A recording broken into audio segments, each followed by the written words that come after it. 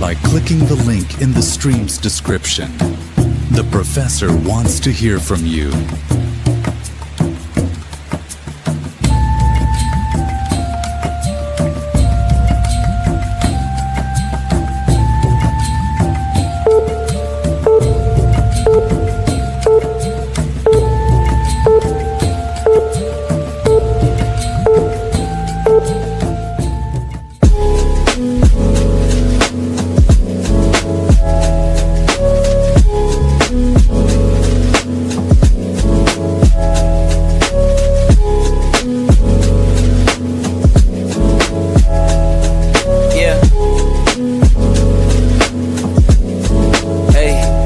Beginnings on the cusp. Not too old to adjust. Old dog, new tricks. Remember, I was just a pup. Something dirty in my cup. Clean soul, good car. Isn't it lovely? I ain't looking back and focus on what's in front of me. Everybody dates a number, but I'm still here luckily. I know that God got me, so I'm in good company.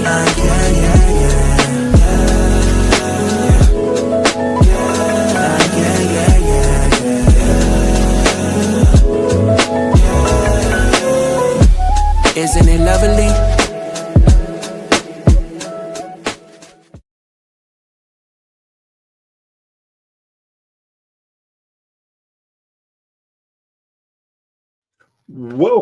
Welcome, and thank you for joining me this evening. I am Professor Bear, and this is a Bear's Thought. And today, we are being sponsored by two great companies that I really have a lot of love for, and I personally use. The first one is Tag Team Toys and Collectibles. Now, as a kid, I used to be action figured up, and of course, I had to have my wrestling stuff too. So, man, I made my own little federation. You couldn't tell me nothing about wrestling because I knew it and lived it. So as I got a little older, I had one of my first jobs was at Toys R Us. And now if you do not know what Toys R Us is, go look it up. Believe me, you want that back again. Yeah, now, working there, I got my hands on all kinds of wrestling figures. You couldn't tell me anything. And I collected them. But getting older and having a family, you know, that extra money to buy a figure just wasn't going to be there. So one day I'm cleaning out my garage, and lo and behold, I found my action figures. I am just blown away by this. But again, the way the economy is, man, I could really use that money. So, but I'm too lazy. I'm not going to get on the internet and try to sell my figures. So what I did, I looked up a good place near me. And lo and behold, in Clinton, Tennessee, I found Tag Team Toys and Collectibles. When I tell you they have a vast variety of wrestling things, they have figures, they have title belts, they have accessories, they have VCR tapes. If you're not old enough, again, look it up. They have everything. They even actually have comic books and other collectible toys. So if I were you, what I would do is go on Facebook and look up Tag Team Toys and Collectibles, and you will be amazed of what they have and what they can work out for you too. The second product, as a kid, again, I was and am to this day a big nerd. So I collected all kinds of cards, trading cards, football, basketball, baseball, wrestling. And I thought to myself, one day I'm going to have my own trading card. But then I realized I had two problems with that. One, I'm not athletic. And two, I'm lazy. I'm not going to lie. I'm lazy. So that dream just gone until I found Chops Cards and Print on Demand. They are so phenomenal of making trading cards, personalized trading cards. And I'm telling you, I'm finally going to live out my dream. I am going to get 18, yes, 18 personalized Professor Bear trading cards. And I'm only going to pay $50. $50 for 18 of your own personal trading cards. But I can make it even sweeter. If you use the code BEAR15, you'll get 15% off your entire order. Man, I'm telling you, it is so worth it. That's Chops, Cards, and Print on Demands, your number one for independent cards. Now, today, guys and girls, if you watch my show anytime, you know all my guests are very special. But this young lady, I got hooked on because of a friend of mine's. And we talked about her work and everything. And this was over a year ago. It was. And me and her, like anything in life, you know, you kind of separate, don't get to talk to people. But one day I'm doing what I generally do, which is scouting for what I think are going to be great interviews. Lo and behold, I see this young lady and I see her working. I'm like, man, I'm going to have to reach out. And then just as we got online, I'm telling you the truth, I asked her, because everybody knows Professor Bird's mind. If it ain't wrestling related, I'm garbage. So I'm like, hey, do you know, I'm not going to say the young lady's name, but you know, she's like, well, I know a lot of them. Where she wrestle? I'm like, no, she's not. She's like, oh my God, I know exactly who you're talking about. So I said I wasn't going to say her name, but Stephanie, thank you for all the love. And we both miss you, and you need to start keeping better in touch with both of us. This is my friend Nyxx. Nyxx, how are you this evening? I am so tired, y'all. Dog tired, but I'm good. Grandma just sleepy. That's all. I need a nap. So I am going to start with the question I ask everybody when they first come on my show. How did you become a wrestling fan? So I grew up in a military household, a Navy household. And that led to a lot of stuff never being the same. You're always changing locations. You're always making new friends. You're always moving. The one constant that we knew outside of like family, of course, was wrestling. My brothers really liked to watch wrestling, specifically WWF at the time. Ooh, I just put some years on me. Don't even worry about it. So, of course, before every show, they would have that message, don't try this at home. Well, my brothers never listened to that message because not only did they try it at home, I was the crash test dummy.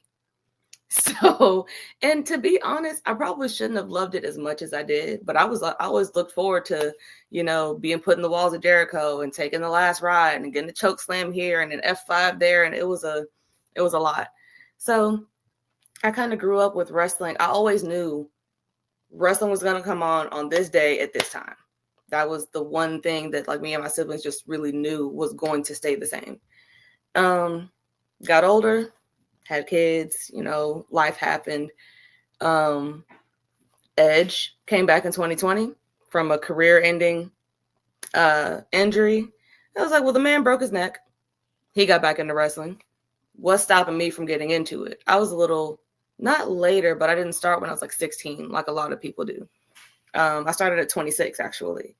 And then went to a training, took my first bump, and the rest was just kind of history for me. Once I took that first bump, I was in. There was no way you were dragging me out of wrestling. So now I'm 4.5 years locked in. So that is such an amazing way of looking at things, because most people I talk to, once they got that first bump, they said they had to really decide if that's what they were going to do. And so you decide. Did it bring back the memories of wrestling with your brothers? Like, oh hell yes, this is it. Half of it was that, but most of it was, because I've done a lot of different jobs. I've worked in childcare, which I'm actually currently doing that now. I have like 15 years of childcare experience. So I worked in childcare. I've been a hostess at a restaurant. I've been a janitor. I've worked in warehouses. Like, I've done a lot of stuff, but it was the first time that I stepped into a career. And when I did the first thing, it felt like a puzzle piece kind of clicked into place. It was like I had been just kind of wandering and something finally clicked, like, yeah, this is what you're supposed to be doing. Now, granted, that first bump was definitely an ouch. It was I was like, ow, that hurt. And that was the first thought. The second thought was, oh, this is great. There we go. And then I kept bumping. Now I've grown a callus to it. I've taken so many bumps. So, but yeah, it was one of those things where it was like somewhere in my body's chemistry, I knew that this is what I was supposed to be doing. It just made sense for me. So yeah, probably wasn't the smartest career path to choose, but I chose it.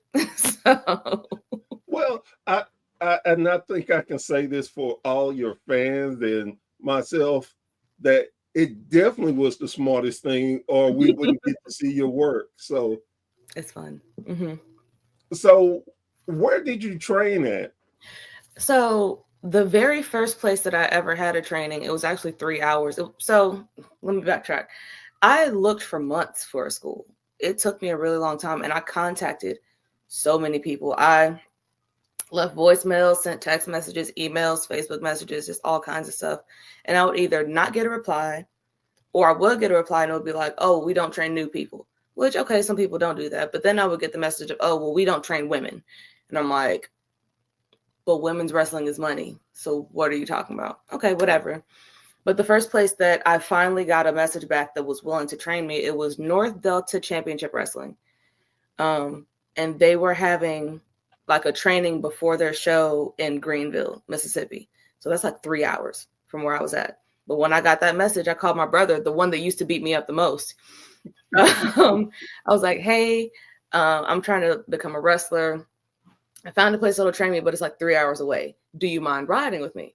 So he's like, hell no, like, let's go. So we get in the car. We talk about wrestling the whole way there, do the training. We talk about wrestling the whole way back. Super excited about it. And then COVID hit and shut the world down. And I was like, wow. So God is telling me I'm not supposed to be a wrestler. Got it.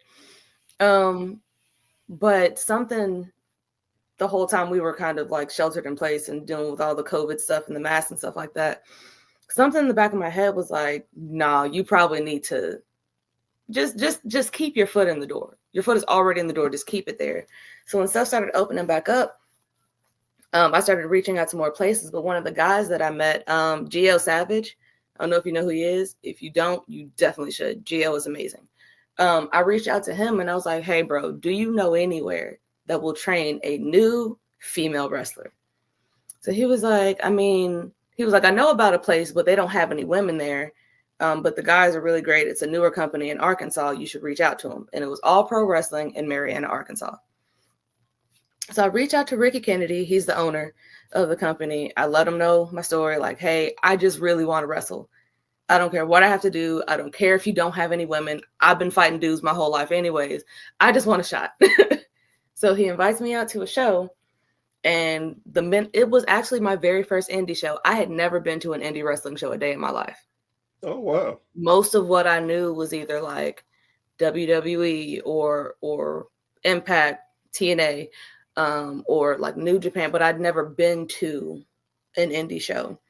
So I went there and I was hooked. That crowd was crazy. The kids specifically were nuts. And then I talked to him and Buck Skinner, who was the trainer at the time out there. And they were like, if this is something you really want to do, we train on Thursdays and Sundays. Come on out and we'll see what you got. And they saw what I got. So yeah, honestly, I feel like I got really lucky with the school that I had. Granted, where we trained is kind of ghetto. We don't even have a roof. We have a tarp. Whoa. Yeah. So if there's anything that's great for an origin story, is training at APW, because like if it rains outside, we have to take a broomstick and empty the tarp to get the water off. But I learned all of my fundamentals there. I came up in a locker room full of people that genuinely cared about me, both in and outside of the ring. It was a really good environment for me to be in. I could have been worse off, especially as a woman in the business. So yeah, all pro wrestling at APW in Marion, Arkansas will always have my heart, 100%. That is an amazing story for the fact of training in a place that does not have a roof. Mm-hmm. It honestly puts me in the mind of AWA because they used to train in a barn. Mm-hmm. And anybody who knows anything about Minnesota, Mm-hmm. if it's winter, you know it's snowing. So the APW, the Earl Frank Arena, our dojo, is an old laundromat. It is. It used to be a laundromat. The laundromat got moved to a different building up the road, but it actually, before, you know, Ricky and the rest of the guys kind of went in and cleared everything out, there used to be like old machines in the back and stuff like that. So yeah, it's an old laundromat. When it's hot outside, it's hot in there. The building is made out of metal. And when it's cold outside, it's cold in there. So whatever the weather is like, training is training, you know? You're right. And but I think that it gives anyone training in an environment like that, it gives them toughness. Yeah. Where you definitely, it has to be something you really are wanting to do. Yeah. Yeah. And I think it definitely makes the wrestlers tougher. Yeah. It builds a lot of character. Because it is one of those things where if you, it's too hot in there, you know, I might pass out. This is wrestling. You're probably going to pass out anyways. But it really kind of shows you what you're willing to put yourself through to live a dream. You know, you see some people going to these training facilities, which a training facility with all the machines and stuff like that, that's immaculate. That's great. But that building probably has AC, and that building probably has a water fountain, and that building probably has a bunch of good plumbing and stuff like that. But if you're willing to go to a place with no AC, sometimes no heat, no roof, so make sure that you empty the tarp so it doesn't, like, you know, get the ring wet and stuff like that. If you're willing to go that distance for that, you'll be more appreciative when you get to a place that has AC and has a good bathroom and has all these things, you know? Right. So yeah, I mean, nobody can ever try to tell me I don't love wrestling, because I've personally put myself through a lot to make this happen. So how long did you train before you got your first match? I trained for such a short period of time for me. Okay, let's see. I started officially with them, I think, the last week of February, maybe early March at the latest. And by May, I didn't have my first match, but May is when they introduced me to the crowd. I still remember it was May 8th. It was when I was introduced to the crowd. And then June 19th was when I had my first match. I still remember boss man, Ricky, telling me, he was like, boo boo, because that's what he calls me. He was like, boo boo, at the show on May 8th, we're going to introduce you to the crowd. I said, no, boss man, I'm not ready yet. He said, oh, I wasn't asking. I was like, okay. And when I say I was terrified. I was so scared. And then like I told my family about it. So my parents were there, my kids were there, some of my mom's friends from her job that have known me since I was like 8, they were there. So it was a whole thing. And I'm sitting there, I'm quaking. And I started off as a heel there, which honestly being a heel is so great. I love it so much. But in my head, I'm like, but I'm so nice. I don't want to be a bad guy. And then I did, my whole thing, my whole introduction. And I was like, being a heel is kind of dope. I like it. I want to stay here. And it was nice. I stayed heel with them for a little while, but because I was the only woman, the crowd wouldn't boo me. I tried so hard. I did my best. I was doing everything a person is not supposed to do. And they were like, yeah, hit him again. Use the chair. No, y'all, please. Please hate me. But yeah, it was probably, I would say from February to June of 2021. That's how long it took me to train and get my first match. So I've had other female wrestlers on, and they have talked about their journey. Mm-hmm. Like you, a lot of them didn't have women to train with, so Mm-hmm. they had to wrestle with the guys and everything. Mm-hmm. Do you think that experience made you better in your craft versus being able to train with just with women? Personally, I don't really. Yes and no. I feel like if there had been another woman that was getting trained, this was my biggest thing. When I first started training with them, some of them, it was almost like they were afraid to hit me, which is really frustrating because I'm like, dude, I chose this just like you did. I am not a punk. Please hit me. Because if you don't hit me, I'm going to hit you. I'm going to do something to make you want to train with me like you're training with one of the guys. Don't treat me differently because I was born with different reproductive organs, Right. I think that training with men can be a little different in terms of teaching you, because honestly, the way you would work a man in the ring as a woman is it can be very different from working another woman. So it gives you a bit more of a broad spectrum of what it's like to work like more of a variety of people. Right. But I don't know if I would say that it necessarily made me better. Well, like I said, I was fighting before I was wrestling, and some of the altercations that I was in growing up were with males. So I already kind of had an idea of what it was like to be in a sort of fight with a dude. So maybe that did make me a better wrestler in terms of kind of knowing how to maneuver with different people. But I don't want to necessarily say that it's just better to train with men over women. It just gives you a different perspective.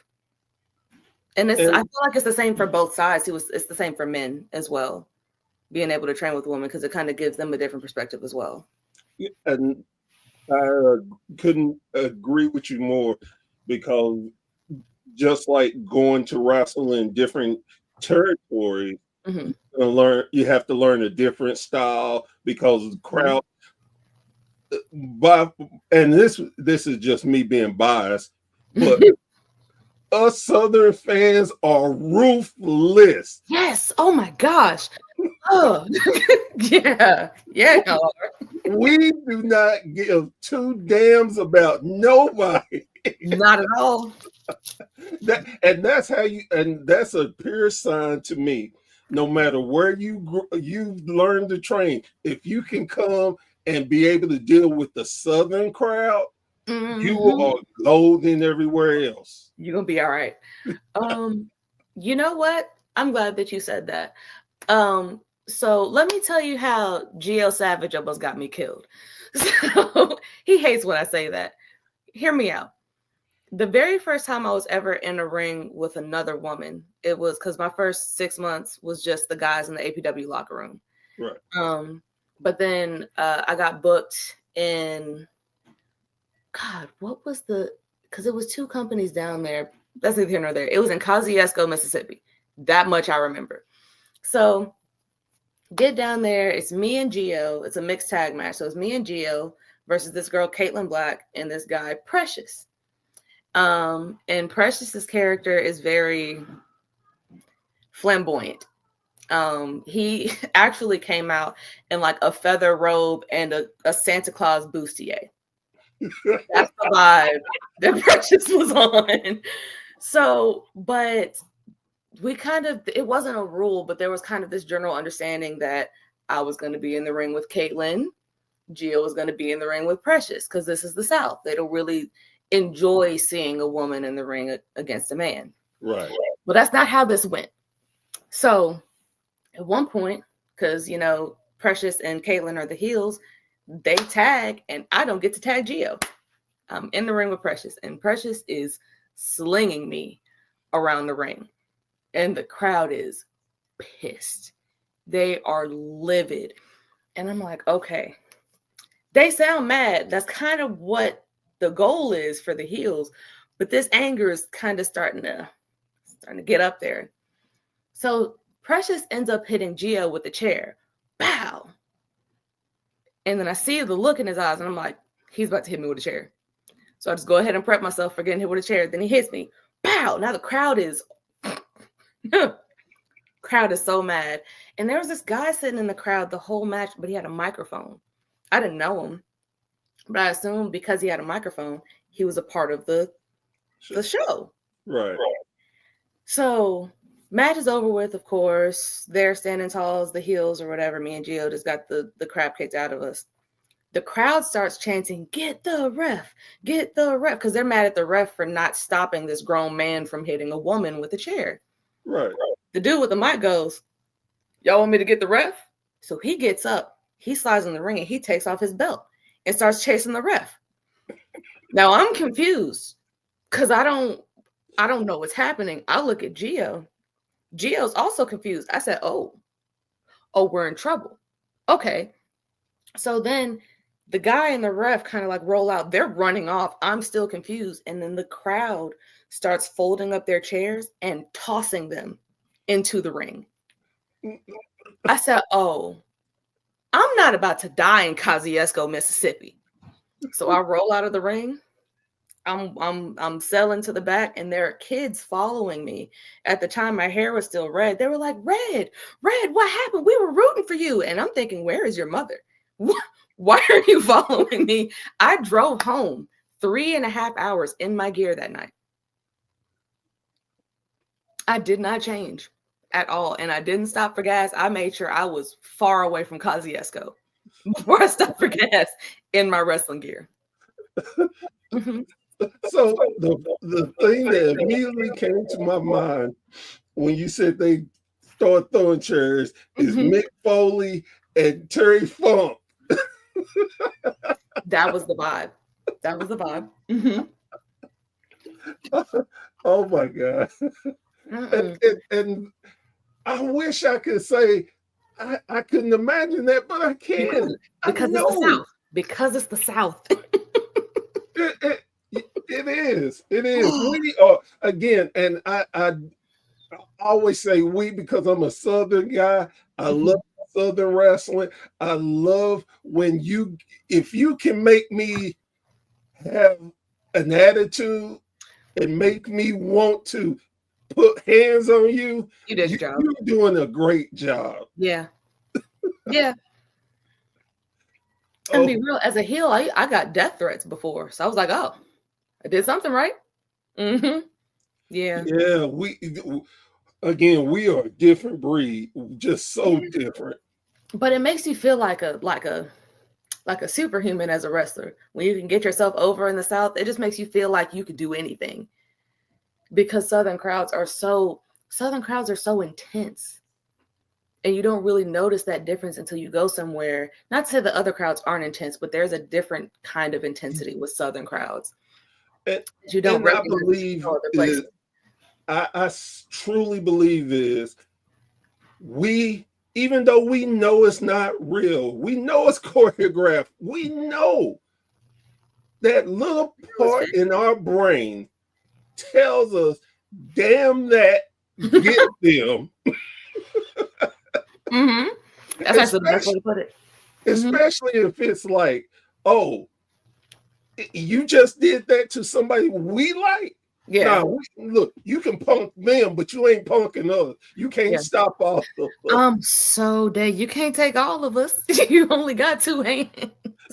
We've decided the first two are going to be the sacrificial lambs, and then the rest of us going to get you. So that actually brings up another funny memory. So I told you when I first started with my home company, I was a heel. But me being a heel wasn't working out, so they had to turn me face. Right. And I was a part of a faction called the Unholy Alliance when I first started out. And we were having a tag match. It was me and Reaper versus Midnight Rooster and Kylo Smiley. And I had been kicking the crap out of Kylo. I'm not gonna lie to you. He was their golden child, and I was kicking him in the chest and giving him chops and hitting him with chairs. They just wouldn't boo me. So the way that they decided to turn me face was to have Reaper punch me in the face.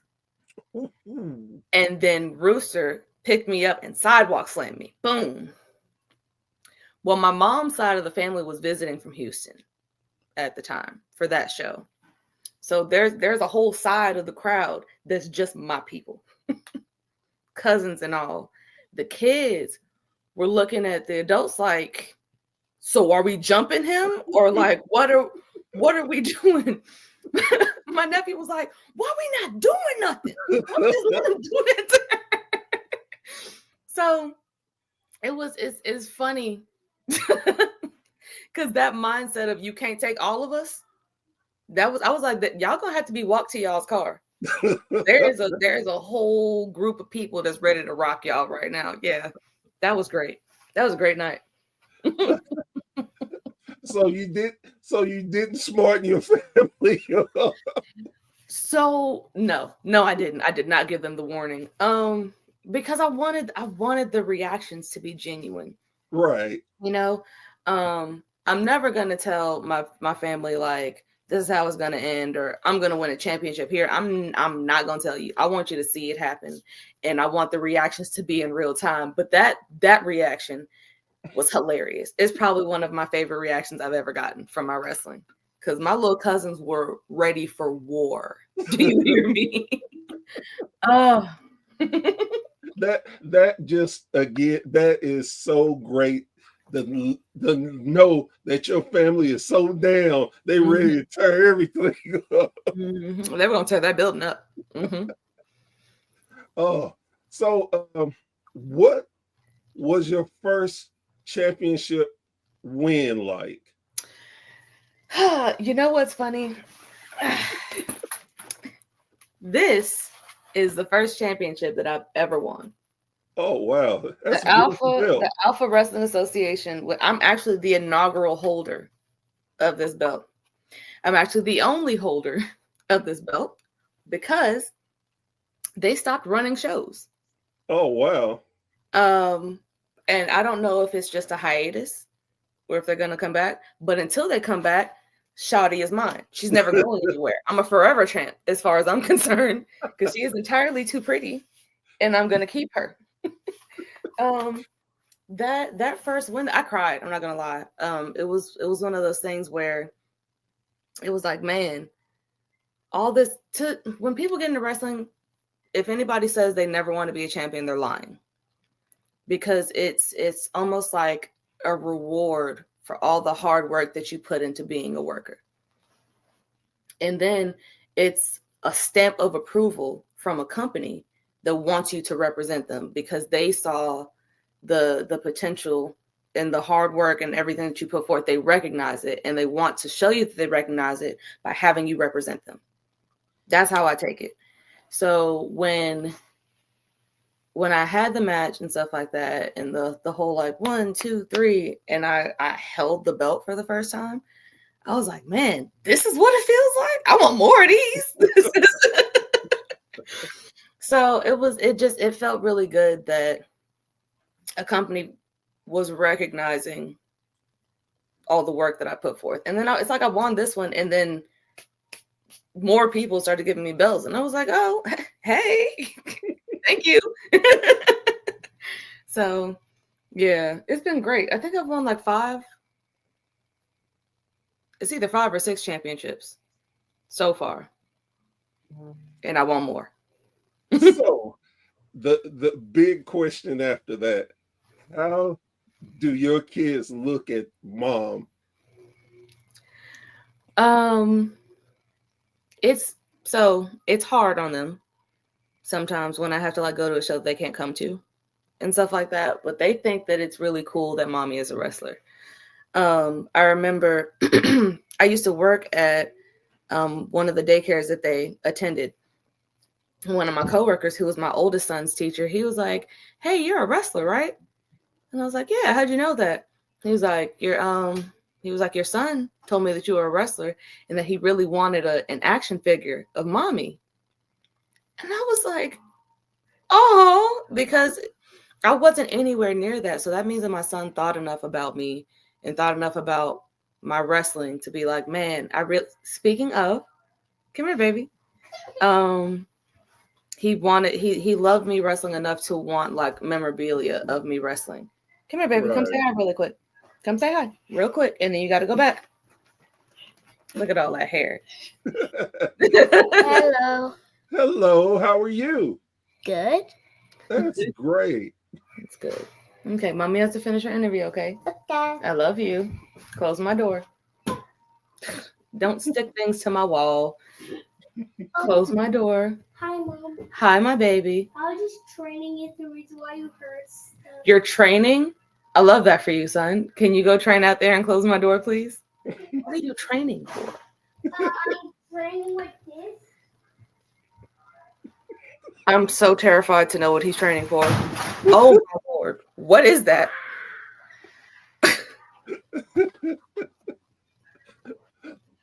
Is that a sword? Okay, baby. Go forth and be great. That's 2 swords. Okay. Go train. Close my door. Oh, my gosh. You want to say hi as well? Come on, real quick. Why are you training like this? Come here. Come say hi and then go train. I got you. Hello. Hello. Go train and close my door. This Nope. is my sword. No, you're not going to show them your training. Go close my door. That's how they feel about mommy's wrestling. That could have not been. Couldn't have been better. We couldn't have planned that any better. Oh man, that's funny. So, with everything you're doing, is your husband? Well, and I assume he's super supportive. So I'm actually divorced. Oh, I'm sorry. No. It's fine. That was a long time coming. And we still co-parent and stuff like that. I am seeing somebody who's also a wrestler. He's really supportive. But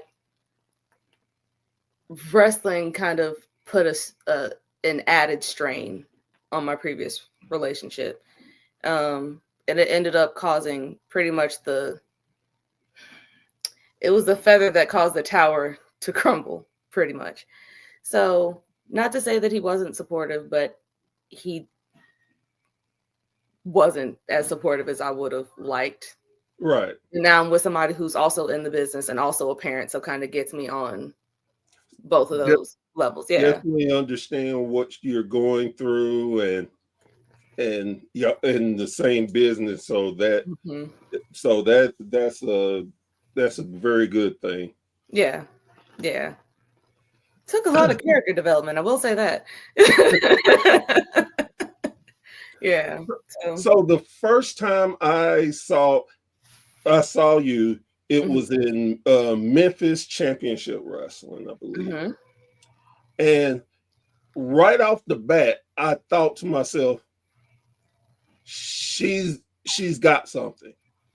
Because the way you carried yourself. And I didn't, a lot of times when I get to see someone new or stuff, my first thought is how they act. That means that starts everything for me. That attitude, how they carry themselves. Immediately, I'm like, she's a star.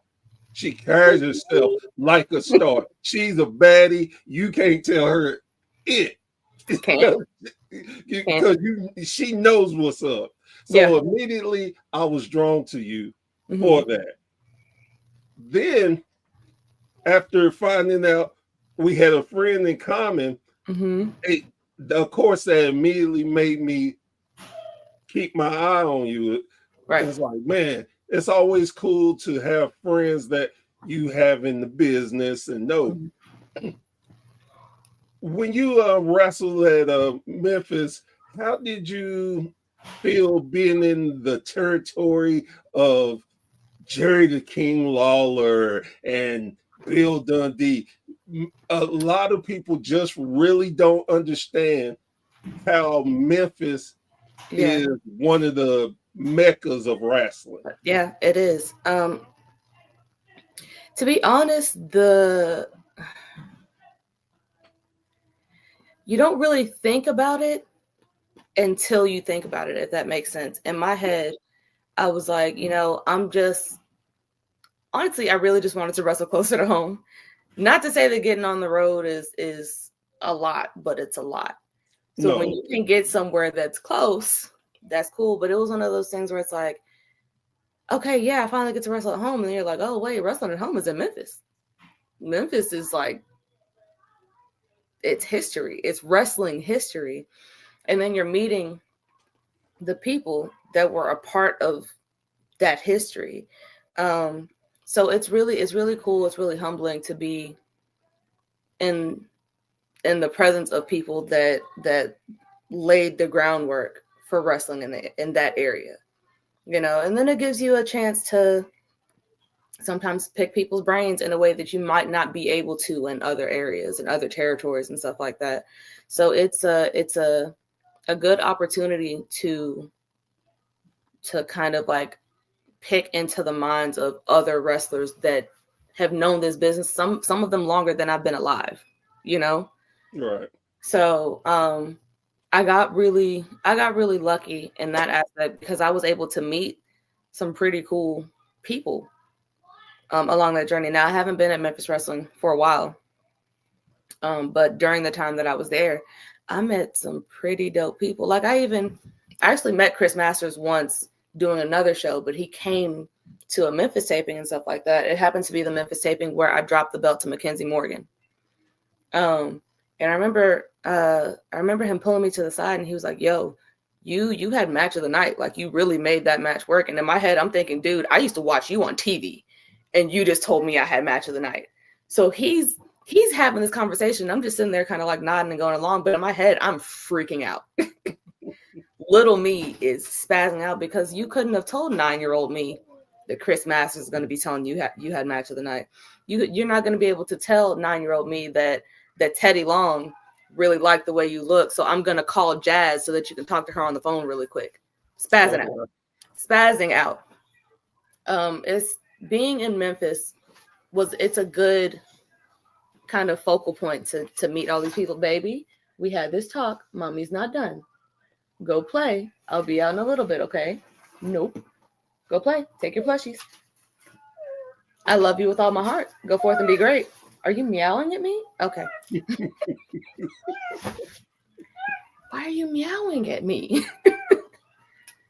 Close my door, please. That's a weird. It's not even just my own children that do that. I think I'm Catwoman because children in general meow at me, and I can't tell you why. I don't know what's happening. Close my door, baby. Oh my God. Oh man. That is so amazing. That's still meowing at the door. So being a woman in the business is already hard enough. Yeah. Being a Black woman in the business. Jesus. Can you speak on that aspect and the journey that you as a Black woman are trying to do and let people understand? So, hold on. I actually have to lock my door for real because he is pawing at the door like an actual cat. So being a Black woman in the business can be a little difficult when people have a hard time not stereotyping and not trying to put you in this box, because when people would ask me, like, if I tell people I'm a wrestler, people who have no idea what the wrestling business is like, they're like, oh, so what's your gimmick? Are you this sass talking? Don't do that. Or, they kind of expect you to, well, the only Black female wrestlers we know are Jazz, and you're not jacked like Jazz. So, what role do you play?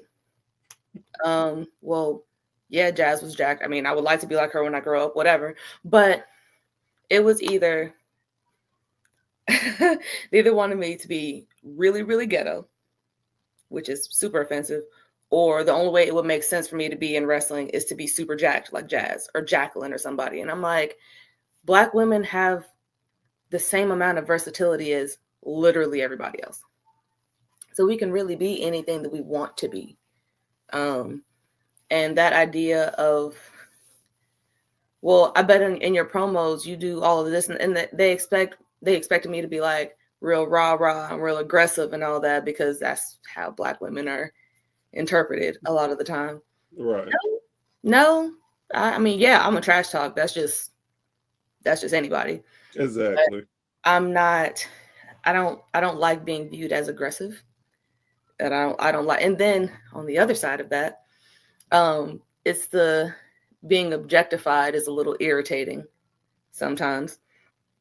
As a Black woman with a nice rear end, if I do say so myself, I do a lot of squats. Some people will sometimes try to take liberties with that, and I don't like that. And I don't like having to step out of character, but I have had to do it before to remind people, like, hey, I know this outfit is hot, but I'm a person. Don't touch me. You don't have a right to touch me. I am not an object for all of your little desires or whatever. And will I post a little spicy picture here and there? Yeah, that doesn't give you the right to treat me like an object, though. So there's the whole fetishizing Black women and all that other stuff. I just like seeing Black women win. I like seeing women win in general. Right. But as a Black woman who's kind of watched the evolution of Black women in wrestling, it really brings me a lot of joy. It's like seeing Bianca Belair, break the the record for the longest championship reign, and seeing Jade Cargill do the same thing. That does something for me, because I remember what Black female wrestlers looked like before, in the box they were put in before. So now it just seems like the box doesn't exist anymore. That's what we deserve. We deserve to be viewed with the same amount of respect as everybody else, because we work just as hard. Sometimes Black women have to work 4 times as hard to be looked at as half as good. So, right. Yeah. Would you say that you try to be a role model? I wasn't necessarily getting into it at first. I wasn't necessarily trying to be a role model to other little Black girls or other kids in general. I was really trying to be what little me would have wanted me to be. I was trying to become that person that little me would have gone to for protection, Yeah. But in doing that, I inadvertently did that for other kids. Like there have been so many little Black girls that have come up to me at shows and been like, I didn't know that I could do this. I didn't know that Black girls could wrestle. I was like, oh, honey, do I have things to tell you? You should look up this lady and this lady. So I like being a figure that can open the eyes of kids that didn't know that they could do something, and showing them like, hey, this could be you. So yeah, because I remember what that was like for me. The first time I saw Jazz, I was like, hold on, sis looks like me. Like, who is this? I was obsessed with her. I'm not gonna lie. I was obsessed with her for the longest time, because I'm like, she's Black, her makeup is bomb, and she's tossing men and women. I love her. I want more of her. Same thing with Jacqueline. I was like, Miss Texas. My mom was from Texas. That means she wanted us. So it was because I know what it's like to be that little girl, being in that role. Sometimes it's strange for me, but it's also like, man, this is lit. this is dope. I need more of it. So yeah, I wasn't trying to be a role model, but I'm glad that I became one. You know. And I think I've had similar conversation with other black wrestlers, and I always have the thought in my head is, even if you're not trying to be a role model, you are one, and you're carrying so much for the culture. Yeah. Because like you said, there are so many wrestlers out there that a lot of people don't know about. If you if you take the time to research, oh my God, you can find out so many things about so many great wrestlers Yeah. that don't get any love, no respect or anything. Yeah. There are plenty of them that should. And then like I've never been on the list. I would love to be on it though. The BW 500. Have you seen that? So you don't really think about how many black wrestlers there are until you see a list like the BW 500. That means that not only are there 500 people on this list, there's more outside of that didn't make the list. And you see all these names, and it's like, man, why have I never heard this name before? Why have I never crossed paths with this person before? And then you go down a rabbit hole. You're like, oh, this person is dope. This person is fantastic. This person is a great worker. Why aren't they signed? There's a whole world of workers out there that are just kind of going in circles around each other, and we don't know each other yet. But it's really cool. Like for me, I love when that list comes out because some of the names are the same, but you always see a different name on it. And it's like, dang, okay, well, now I'm going to research this person. Where does this person work? How can I get over there? I've actually, I'm not going to say most of the black women that I've looked into and I've, friended on social media and stuff like that. But some of them I met through that list. So yeah, it's a lot of us out there. It's a lot of us out there. And I really feel like we could change the world if we really dug into it. But that's just me. I'm hell bent on world domination anyway. So, whatever. Well, but you have a goal. Then that's what you have to start out with a goal. Yeah. And then once you get a goal, then you have to make the plans of how to achieve that goal. Right. Then the work then begins. Ooh, the work. Yeah. And then even because of course my goal is to get a contract, but that's just a goal. I remember I talked to Xavier Woods once, and it was me and another guy. I genuinely can't remember the other guy's name, which I feel terrible about, but he was telling us, he was like, people always assume that you get the contract and the work stops, and it doesn't. The work starts for real after you get a contract, because once you get a contract, you still have to work to maintain it. It is not a guarantee that you're going to stay contracted. It's not a guarantee that you're going to always have this job. Stuff happens all the time. Yeah. This business is full of uncertainties.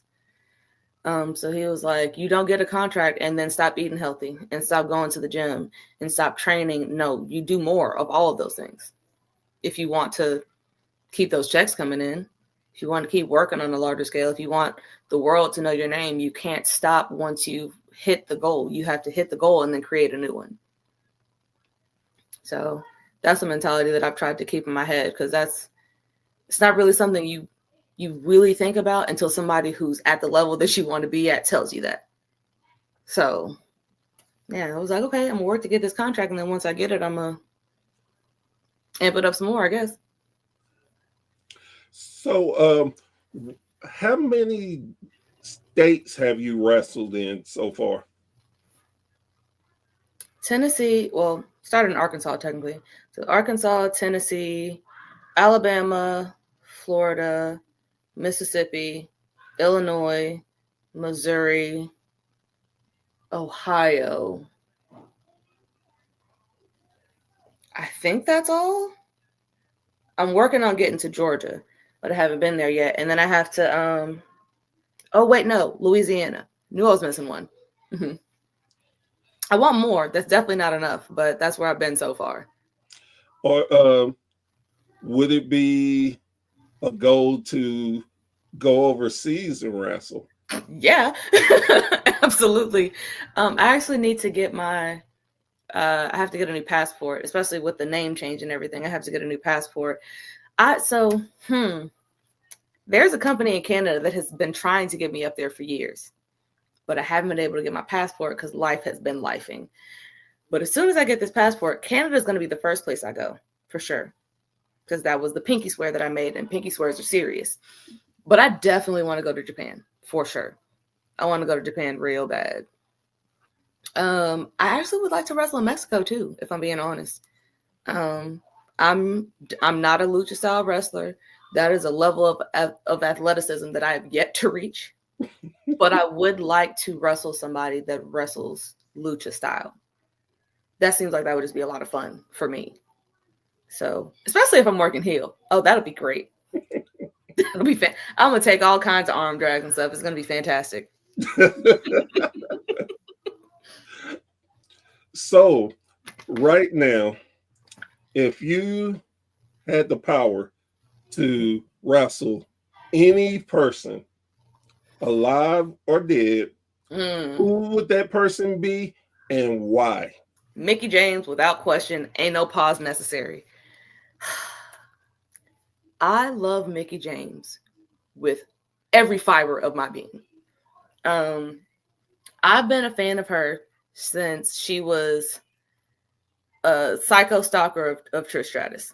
Like, I don't know why I was obsessed with her, but she just, something about her for some reason resonated with me.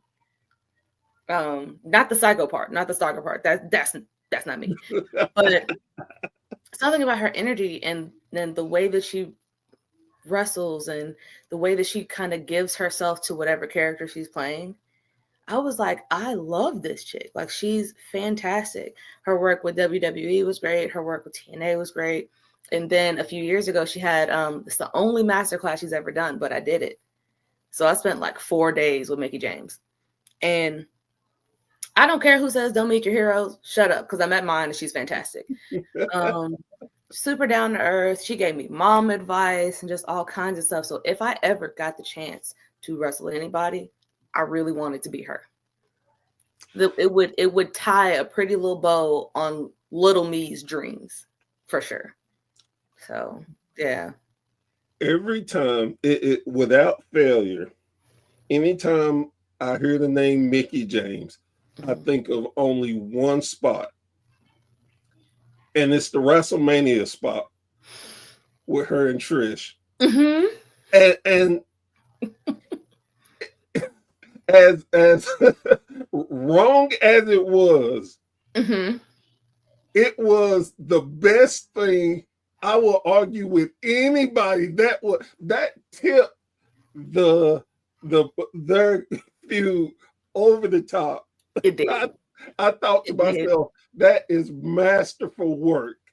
Do you hear me? Do you hear me? That look, you can never make me hate Mickie James. Mickie James would have to, I don't even know. I don't know what she'd have to do to make me hate her. When that whole thing was happening with what was that show that she was on? LFG. Oh, Legends yeah. of Future Grace, when everybody was like, oh, she's mean and she's bitter and she's hateful. No, y'all just don't like the way that she gave the message. Well, she's talking about her butt. Didn't she used to wear skirts when she wrestled? Yeah, she also wore pants. Y'all aren't listening to the message that she said. What she was saying was, don't let your ass, excuse my French, but don't let that be the focal point of your work. You don't want the only thing that people remember from your wrestling match to be the size of your butt. You know? So for me, I was like, I was going to bat for Mickie. Y'all not gonna play with her in my face. Don't do her. I don't even do social media beefs, but I was in everybody's comment section because you're not gonna talk about her. Yeah. Mm-hmm. And the key thing to me is this: women are already over sexualized in life anyway. She Right. was giving you gems of don't be just a sex object. If Right. you really want to be a professional wrestler, Right. be a professional wrestler. Right. And it's amazing, like you said, it's amazing that you did not get that. You're offended. Well, girl, my butt's big. And no, no, no. Love that for you. Like that's cool or whatever. But that's the whole point that I was trying to get across is y'all may not have liked the delivery, but she was very clear on what she said. She didn't say that the problem was that the girl had a big butt. The problem was that there are some women that lean too heavily on showing their butt in the ring and not lean heavily enough on their skill set. Because that can be a little frustrating to me because I work so hard for my work to outshine the way I'm built. And yes, fans are gonna look at your butt. That's just what it is. But you want them to look at everything else too. You want them to look at your character and how you carry yourself. You want them to look at, how you just put somebody through a table. You want them to look at that because that's what you train for. You didn't train for a bunch of random fans to look at your butt. That's not what you trained for. That's not what you came here for. And if that is, you probably need to find another profession. Exactly. Because you don't want to be a female wrestler. You want to be a pro wrestler. Mm-hmm. Baby, stop shaking my door handle. That's why I locked the door. See? So we're going to get out of here on this final question. Okay. In 5 years, we got a time machine. 5 years, where will you be? Contracted. Probably a champion somewhere. Wherever whoever I'm contracted with, I'm gonna be their champion. Maybe a few times over. I don't know. But I'm not stopping until I get a contract. It's not an option. And I've had some times where I took my foot off the gas before I really catapulted myself, but I'm done with that. Foot staying on the gas. There are no brakes at this point. In 5 years, I'm going to be contracted with a major company. That's going to be like wrestling is going to be my full-time job. I'm not about to be a nanny here, an esthetician there. No, just wrestling. So I love hearing that. I love the passion you have. I always love to give people flowers because there are too many times when people get flowers when they're gone. right.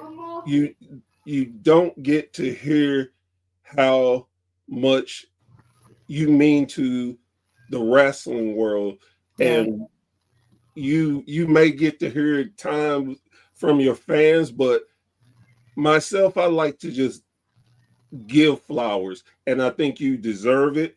I love your work. I love your attitude. Your attitude speaks so much more, not only as you the wrestler, but as you the person.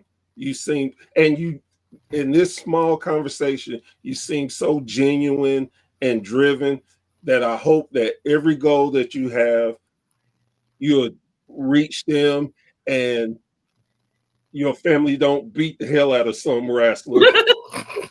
I can make no promises on that. I can make none. I don't like making promises I can't keep. Thank you, though. I appreciate it. I'm so glad that we finally were able to do this. Anytime you want to come back on, you have a invitation, and I hope that you get to my side of Tennessee, East Tennessee, so I can see you wrestle in person. I'm actually working on that. I am. There are actually a few companies that I've been looking into. I had to get a management team of sorts to kind of consolidate all my inquiries and stuff to one place, but I'm gonna start reaching out to more places farther out that way, and see if I can get some stuff out there. So, but I'm gonna let you know. All right, and I'm gonna give you two, and I'm gonna give you two. I'm biased because Mhm. I always call them my home territory, which I have no affiliation, but Right. I just love them. Crossfire Wrestling, NWA Crossfire. Okay. That is the home of Kenzie Page. Yeah. Her father. Blanked on her father's name, but they are a great company. Okay. And the other company is oh goodness, I blank JCP. JCP. Yes, NWA JCP. Both of them are NWA affiliates. Mm-hmm. And they are the Kazanas. Mm-hmm. Great people. They have great talent. Both companies. Look into them. I know there are some companies out there that give the other companies bad names, but I Yeah. can personally attest that both of them are great companies. Okay. Cool. And another one that they're about to do a women's tournament is EPW, Elevate Pro Wrestling, I believe. Elevate Pro Wrestling. Yeah, I got the I was just at their event Saturday, Mm-hmm. and I got to see the women's title that's coming in. Oh, is it pretty? Oh, Oh, is it pretty? oh my God. I need that. It will match the pink that you have on now. Oh, I need to take that off them. Mm-hmm. Yep. I gotta take it off their hands. So whatever woman is going to win it first, whoever you are, sis, I apologize in advance. I'm gonna have to take that belt up off you. Mm-hmm. I'm gonna take it. Oh, I'm excited. I like new belts. I am so glad that you are on. Again, you have a free invitation anytime. I will work it out, and I appreciate you. Enjoy your flowers. Make sure you both your kids, because they look like they're about to run in on some people too. They look like my door down. They look like they see mommy getting you don't touch my mommy, and they're gonna hit the ring quick. That's my boys. That's my boys. Yeah, that's them for sure. Again, thank you so much. Thank you for having me. Guys, girls, thank you so much for joining me tonight. As always, the two messages I always try to leave. One, support indie wrestling. You never know who you go and see, and in a few years they could be world heavyweight champion in a major company. But with indie wrestling, not only do you get your money's worth, you get to actually interact with the wrestlers. And if you have kids, it's so much cheaper to go to indie wrestling. You have a great time. You can get souvenirs and still leave with money in your pocket. I'm telling you, it's the way to go. And the other thing I always like to say is be kind. It does not take much to be kind. The world is already full of evil and just craziness. Be kind. So, with that being said, I am Professor Bear. This has been a Bear's Thought.